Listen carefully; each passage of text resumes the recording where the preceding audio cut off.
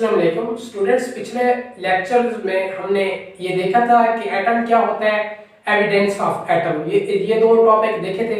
उसके बाद जो आज का टॉपिक है उसमें हम कुछ डेफिनेशंस और शॉर्ट क्वेश्चंस डिस्कस करेंगे जो बोर्ड पॉइंट ऑफ व्यू से बहुत इंपॉर्टेंट होते हैं। ठीक है, सबसे पहले तो चैनल को सब्सक्राइब कर लें। जो न्यू व्यूअर्स हैं चैनल को लाजमी सब्सक्राइब कर लें ताकि हर आने वाली वीडियोस का नोटिफिकेशन उन्हें मिले और वो भी मेरे इस चैनल पर अपलोड होने वाली वीडियोस से फायदा उठाएं और घर बैठकर अपनी तालीम जारी रख सकें। सबसे पहले आज देखते हैं कि मॉलिक्यूल क्या होता है। मॉलिक्यूल क्या होता है?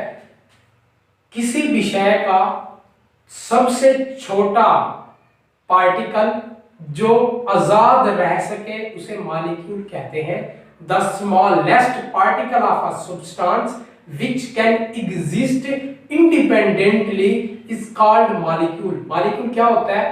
किसी भी सब्सटेंस का सिंपलेस्ट, ठीक है, स्मॉलेस्ट, सबसे छोटा पार्टिकल जो आजाद रह सके उसे मॉलिक्यूल कहते हैं। The smallest particle of a substance, smallest particle of a substance which can exist independently, जो आजादाना रह सके उसे मॉलिक्यूल कहते हैं। मॉलिक्यूल की एग्जांपल देखते हैं। H2O, Cl2, ठीक है, H2O, CO2, ठीक है, इस तरह बहुत सारी मॉलिक्यूल्स की एग्जांपल है। इसके बाद examples H2O, H2O2, Cl2, H2O, CO2 etc। ठीक है, इसके बाद हम देखते हैं कि मॉलिक्यूल कितनी तरह के होते हैं। मॉलिक्यूल मोनोटॉमिक भी होता है, डायटॉमिक भी होता है, ट्राइटॉमिक भी होता है। मोनो मीन जाहिर होता है, मोनो मीन वन, सिंगल। ये देखें, मोनो मीन वन होता है, ठीक है, mono mean one. Atomic mean atom, molecule mean molecule. ऐसा मॉलिक्यूल जिसके अंदर एक एटम हो उसे मोनोटॉमिक मॉलिक्यूल कहते हैं। A molecule that contain only one atom is called monoatomic molecule. Monoatomic molecules क्या होते हैं? ऐसे मॉलिक्यूल्स जिनके अंदर सिंगल एटम हो उन्हें मोनोएटॉमिक मॉलिक्यूल्स कहते हैं। इनकी जो एग्जांपल्स हैं वो नोबल गैसेस हैं। नोबल गैसेस में helium, neon, argon, krypton, radium, xenon, ठीक है, ये आ जाते हैं। इसके बाद है डायटॉमिक मॉलिक्यूल। डाई मीन सबको पता है, टू, ठीक है, बायएटॉमिक या डायएटॉमिक, ठीक है।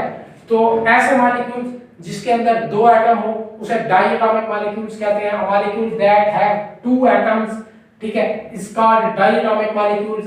Examples H2, Cl2, O2 etc। इसके बाद हम देखते हैं ट्राइटॉमिक मॉलिक्यूल्स। एज पिछले की तरह मोनो, डाई एंड ट्राई की तरह ट्राई के अंदर भी triatomic molecules. A molecule the try mean three atoms in a molecule। A molecule that contain three atoms, ठीक है, is called triatomic molecules। A molecule that contain three atoms is called triatomic molecules। उसके बाद हम देखते हैं atomicity क्या होती है। किसी भी मॉलिक्यूल्स के अंदर टोटल नंबर ऑफ एटम्स जो होते हैं वो एटॉमिसिटी कहलाती है। Total number of atoms in a molecule is called atomicity. हम एग्जांपल्स देखते हैं एटॉमिसिटी की, ठीक है। एग्जांपल्स देखते हैं जैसे atomicity of H2 is H2 hydrogen के दो एटम है, ठीक है, ये एक मॉलिक्यूल है, डायटॉमिक मॉलिक्यूल है। इसकी एटॉमिसिटी कितनी है? 2 है। एटॉमिसिटी इसकी 2 है क्योंकि इसके पास दो हाइड्रोजन के एटम है। ऐसे देखते हैं Cl2, देखते हैं Cl2 क्लोरीन के दो एटम है। क्लोरीन के दो एटम्स हैं तो इसकी एटॉमिसिटी 2 है। अब देखते हैं H2O की एटॉमिसिटी कितनी है? हाइड्रोजन एक है, बल्कि हाइड्रोजन 2 है और ऑक्सीजन 1 है, तो इसकी एटॉमिसिटी कितनी हुई? 3। इसी तरह atomicity of H2O is 3 and atomicity of CO2, एक कार्बन है, 2 ऑक्सीजन है, तो इसकी एटॉमिसिटी भी 3 हो जाती है।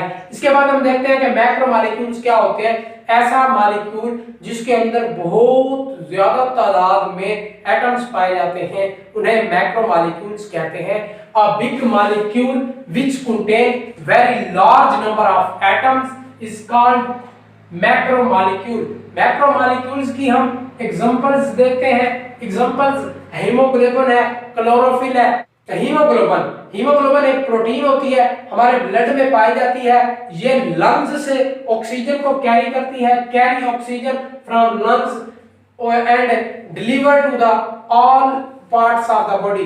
तमाम बॉडी में ऑक्सीजन को ट्रांसफर करने का काम हीमोग्लोबिन का होता है। इसके बाद हीमोग्लोबिन ठीक है कितने एटम्स से बना होता है? हीमोग्लोबिन का ये जो मॉलिक्यूल होता है, मैक्रो मॉलिक्यूल है ये, तो कितने एटम से बना होता है? हीमोग्लोबिन का molecule made up of nearly 10,000 atom. ये 10,000 एटम्स से हीमोग्लोबिन का एक मॉलिक्यूल बना होता है। तो ये कितना बड़ा मॉलिक्यूल होता है। इसके बाद हीमोग्लोबिन हाइड्रोजन से कितना हैवियर होता है? हीमोग्लोबिन हाइड्रोजन से 6,800 टाइम्स हैवियर होता है, 6,800 टाइम्स हैवियर होता है देन ऑक्सीजन, देन हाइड्रोजन से हीमोग्लोबिन 6800 टाइम्स हैवियर होता है, वजनी होता है। फ्रेंड्स, आयंस क्या होते हैं? आयंस सबने पिछली क्लासों में भी पढ़ा हुआ होगा कि वो स्पीशी जिसके ऊपर पॉजिटिव या नेगेटिव चार्ज हो उसे आयन कहते हैं। इसी तरह the species which carry positive और negative charge are called ions. वो स्पीशीज जिनके ऊपर पॉजिटिव या नेगेटिव चार्जेस हो उन्हें आयंस कहते हैं। आयंस कितने किस्म के होते हैं? 2 किस्म पे। चार्ज पॉजिटिव भी हो सकता है किसी भी स्पीशी पर, चार्ज नेगेटिव भी हो सकता है किसी भी स्पीशी पर। अगर चार्ज पॉजिटिव हो तो उस स्पीशी को कहते हैं कैटाइन। अगर चार्ज किसी भी स्पीशी पर नेगेटिव हो तो उसे कहते हैं एनाइन। एनाइन कैटाइन कैसे बनता है? Cation formed by loss of electron. किसी भी एटम से इलेक्ट्रॉन को निकाल दिया जाए तो पीछे जो रह जाता है आयन बन जाता है, उस आयन को कहते हैं cation. Cation is formed by loss of 1 और मोर इलेक्ट्रॉन्स। अब ये देखें, हमारे पास मिसाल के तौर पर A है एटम, ठीक है, इससे एक इलेक्ट्रॉन निकालते हैं, एक इलेक्ट्रॉन इससे निकल जाता है और यहां पर ये बन जाता है कैटाइन। इसके ऊपर क्या साइन क्या है? पॉजिटिव का साइन है, पॉजिटिव चार्ज है, तो ये है कैटाइन। इस कैटाइन के प्रोसेस में एक इलेक्ट्रॉन को किसी भी एटम से निकालने के लिए हमें एनर्जी देनी पड़ती है। जब हम एटम को एनर्जी देते हैं तो फिर एटम इलेक्ट्रॉन को रिलीज करता है। एटम को हमने एनर्जी दी, ठीक है, energy is needed for removal of electron. Energy is needed for removal of electron. तो हम कह सकते हैं कि ये जो प्रोसेस है ये एंडोथर्मिक है, ये एक्सोथर्मिक है। एंडोथर्मिक वो प्रोसेस होता है जिसके अंदर हमें एनर्जी देनी पड़ती है और इस कैटाइन फॉर्मेशन में हमने एनर्जी दी है। हम खुद एनर्जी देते हैं तो इलेक्ट्रॉन रिलीज होता है। तो जब एनर्जी देते हैं तो इस प्रोसेस को हम कहते हैं endothermic process. It is endothermic process, ठीक है। Cation formation is endothermic process. इसके बाद कौन से एटम्स होते हैं, कौन से एलिमेंट्स होते हैं जो कैटाइन बनाते हैं? तमाम मेटल्स, पीरियोडिक टेबल्स में जितने भी मेटल्स हैं सारे कैटाइन बनाती हैं। All metals usually formed positive ion, all metal usually formed cation. इसके बाद हम देखते हैं एनाइन। एनाइन क्या होता है? वो स्पीशी जिसके ऊपर नेगेटिव चार्ज हो उसे एनाइन कहते हैं। एनाइन की फॉर्मेशन कैसे होती है? A9 is formed by gain of electron, 1 और मोर इलेक्ट्रॉन। देखिए, कोई भी एटम है जब वो किसी इलेक्ट्रॉन को गेन करता है तो उस पर नेगेटिव चार्ज आ जाता है। इस तरह वो एनाइन बन जाता है। पहले एटम होता है फिर वो एनाइन बन जाता है। A9 is formed by gain of 1 और मोर इलेक्ट्रॉन, ठीक है। ये देखें, ये B एक एटम है, ठीक है, B एक एटम है, ये एक इलेक्ट्रॉन को गेन करता है। जब ये इलेक्ट्रॉन को गेन करता है तो इसके ऊपर नेगेटिव का चार्ज आ जाता है तो ये बन जाता है एनाइन। एनाइन फॉर्मेशन में अब देखें, जब इलेक्ट्रॉन किसी एटम के साथ जाके मिलता है तो उस वक्त एटम से एनर्जी रिलीज होती है, ठीक है। Energy is release when electron is added to atom. जब एनर्जी रिलीज होती है तो हम कह सकते हैं anion formation is a exothermic process. Exo mean बाहर निकलना, एनर्जी का रिलीज होना। तो एनाइन फॉर्मेशन में एनर्जी रिलीज होती है, एनर्जी रिलीज होती है। All non metals usually form anion. All non metal, और तमाम मेटल कैटाइन बनाती हैं और तमाम नॉन मेटल्स एनाइन बनाती हैं। मॉलिक्यूलर आयन, मॉलिक्यूलर आयन क्या होते हैं? The ion formed by loss और gain of electron from a molecule. Molecule में से इलेक्ट्रॉन का निकल जाना या मॉलिक्यूल में इलेक्ट्रॉन का ऐड होना, इस तरह जो मॉलिक्यूलर आयन बनते हैं, जो आयन बनता है उसे मॉलिक्यूलर आयन कहते हैं। मॉलिक्यूलर आयन कैसे बनता है? किसी भी मॉलिक्यूल में से इलेक्ट्रॉन्स का निकल जाना या इलेक्ट्रॉन का ऐड होना मॉलिक्यूलर आयन बनाता है। मॉलिक्यूलर आयन की एग्जांपल देखते हैं। CH4 पॉजिटिव, ठीक है, N2 पॉजिटिव, CO पॉजिटिव, ये एग्जांपल्स हैं मॉलिक्यूलर आयन की। CH4 ये मॉलिक्यूल्स है, N2 मॉलिक्यूल है और CO मॉलिक्यूल है, इनके ऊपर चार्जेस लगे हुए हैं, तो ये क्या है? Molecular ion. अब देखते हैं मॉलिक्यूलर आयन कैसे जनरेट किए जाते हैं। मॉलिक्यूलर आयन को जब मॉलिक्यूल को जब high speed, high energy electrons से पास किया जाता है तो उस वक्त उनमें से इलेक्ट्रॉन रिलीज होते हैं। क्या इलेक्ट्रॉन रिलीज हो जाते हैं तो उस वक्त मॉलिक्यूलर आयन जनरेट हो जाते हैं। They are generated by passing high energy electron और अल्फा पार्टिकल। जब हाई एनर्जी इलेक्ट्रॉन्स या अल्फा पार्टिकल किसी मॉलिक्यूल में से गुजरते हैं तो वो उसमें से इलेक्ट्रॉन को बाहर निकाल देते हैं।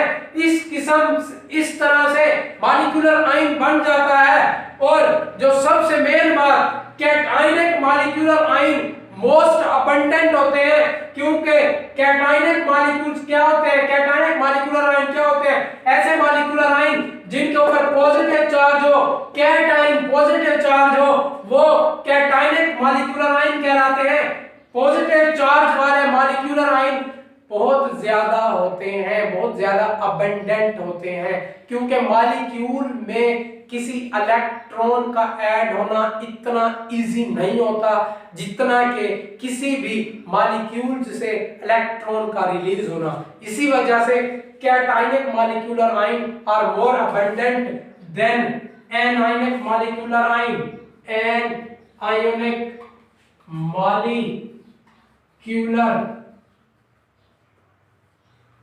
आयन क्या होता है? Molecular ion the ion formed by loss, ठीक है, the ion formed by loss और gain of electrons from a molecule.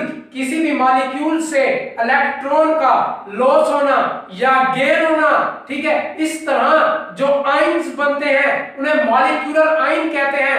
Molecular ions की एग्जांपल्स क्या हैं? CH4 positive, N2 positive, CO positive, ठीक है, ETC, ये मॉलिक्यूलर आयन की एग्जांपल्स हैं।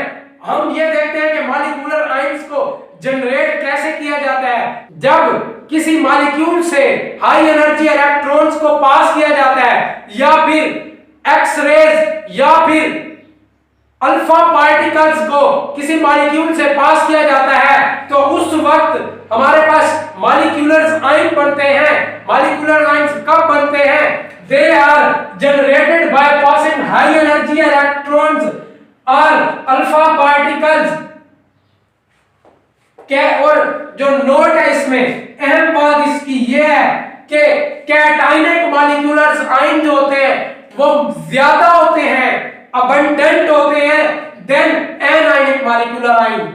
आई होप आपको ये वीडियो लेक्चर समझ आ गया होगा, और अगर आपको किसी पॉइंट की समझ नहीं आई तो वीडियो को दोबारा प्ले करें, इसे बार बार देखें। अगर आपको फिर भी समझ नहीं आती कोई पॉइंट तो आप कमेंट बॉक्स में लिखें कि ये पॉइंट सर मुझे समझ नहीं आया, तो मैं आपको वो पॉइंट नेक्स्ट वीडियो में क्लियर कर दूंगा। मिलेंगे एक नेक्स्ट लेक्चर में, उस वक्त तक अल्लाह हाफिज़।